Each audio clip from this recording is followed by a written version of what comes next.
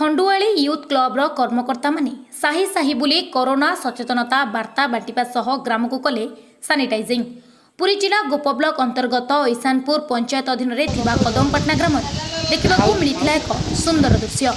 ग्राम थिबा मां खंडुआली यूथ क्लब्र पिलामानक मिलित उद्यम ग्राम प्रत्येक घर स्कूल और मठ आदि जगह सानिटाइजिंग करा जायतिला एवं मास्क और हैंड सानिटाइजर प्रदान करने सहित समस्त को सचेतन करथिले। सतरे एभली काम को समग्र ओडिशा रे थिबा ग्रामर युवपीढ़ी मानक पई एक उदाहरण आनी देछि। जेभली भाबरे कोरोना महामारी व्यापिबार लागिछि ताकू रोक लगाइबा सरकार को पई कष्टसाध्य होई गलानी। एही समय रे सचेतनता ही गोटिए माध्यम जहाँकि कोरोना कबलरू आमको मुक्ति दे पारिबो। एही कथा आज करी देखाइछंती कदमपाटना ग्रामर युवक भाई माने। एभली काम को ग्रामर वरिष्ठ लोक साधुवाद जणाइबा सहित प्रशंसा मध्य करिछंती। Bureau report Mahakal news.